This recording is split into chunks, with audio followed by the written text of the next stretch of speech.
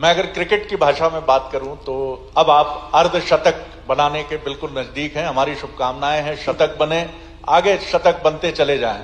लेकिन अब इस दौरान अब आपको तेजी से रन बनाने हैं और अब आपका जो प्रायोरिटी सेक्टर है वो क्या एजुकेशन होगा, हेल्थ होगा, रोजगार एम्प्लॉयमेंट होगा, किस तरह से आगे बढ़ेंगे, प्राथमिकता क्षेत्र क्या होगा। धन्यवाद। माननीय शरद जी, आपका धन्यवाद।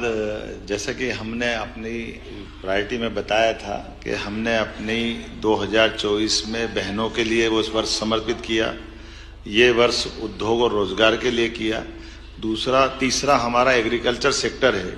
एग्रीकल्चर सेक्टर में हमारे वर्तमान में जो इतने भी प्रोजेक्ट चल रहे हैं वो युवाओं को रोजगार देने के लिए, गरीब की गरीबी दूर करने के लिए।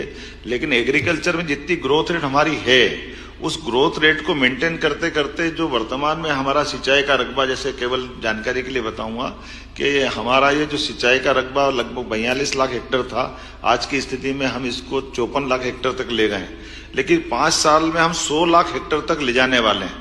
जब 100 लाख हेक्टेयर तक ले जाएंगे तो ये जितनी बड़ी बड़ी परियोजना मैंने नदी जोड़ों की बताई, इसके साथ साथ जो प्रोजेक्ट हमारे चल रहे हैं उसका डिटेल भी हम दे देंगे कि हम ये जो कह रहे हैं ये ठोस कह रहे हैं। लेकिन इतना भी जानते हैं कि जब हमारा सिंचाई का रकबा बढ़ेगा तो हमारी एग्रीकल्चर ग्रोथ रेट भी बढ़ेगी और क्रॉप हमारे पास ज्यादा आती है तो उसकी चुनौती भी बढ़ती जाएगी। तो हमारी क्रॉप की प्रोसेसिंग यही हो जाए, हमारे किसानों को उसका दाम सही मिल जाए, उसमें कोई कठिनाई नहीं आए, इसीलिए इस दिशा में हम लगातार काम कर रहे हैं। और ये एक बड़ा टारगेट है, जब हम अपने किसानों की समृद्धि के लिए तीनों तरह से काम करेंगे, वो बागवानी के क्षेत्र में जाए, वो वार्षिक खेती उत्पादन में काम करे, सब्जी बाकी चीजों में, लेकिन मसाले की खेती भी करे, आयुर्वेदिक खेती भी करे।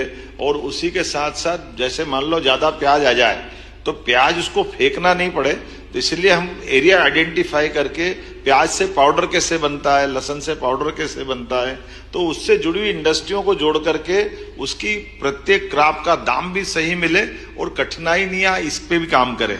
लेकिन